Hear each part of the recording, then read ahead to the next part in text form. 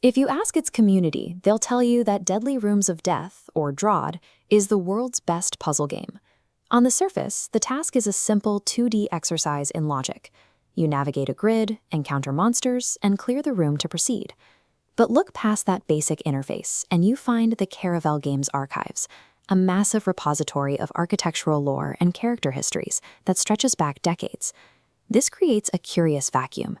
We have to understand how a game built on such rigid, grid-based mechanics managed to construct one of the most intricate fantasy narratives in the indie space.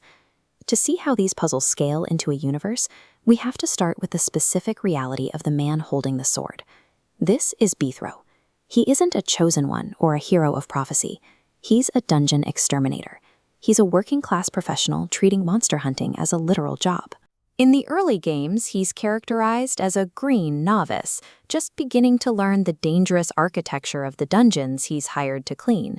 But as he completes more jobs, his reputation grows, eventually elevating him to the rank of legendary Smitemaster. This chart shows Beethro's career mirroring the official timeline. Early on, it tracks localized, small-scale extermination jobs. Later, the jobs escalate in scale and danger, moving deeper into the 8th, culminating in major milestones that define the later games.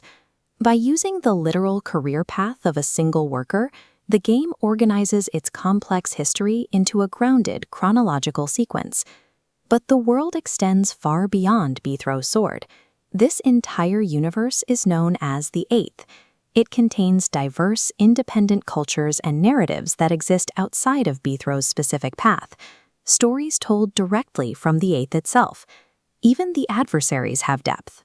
The monsters possess their own specific histories and movement strategies that players must study to survive. This environmental storytelling connects the biological history of these creatures directly to the architecture of the rooms they inhabit. Because a monster's movement strategy is rooted in its specific history, these creatures function as a reactive ecosystem that follows its own internal logic, regardless of the player's presence. The history of the 8th isn't a static document written by developers.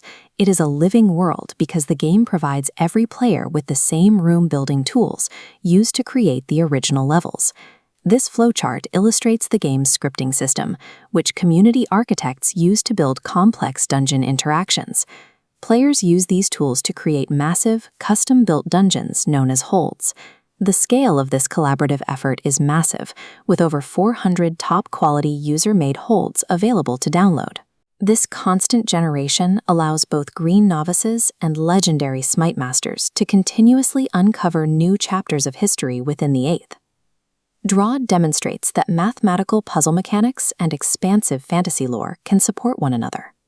Through this structure, every room solved in the 8th isn't just a completed puzzle. It is the active discovery of a collaborative, living history.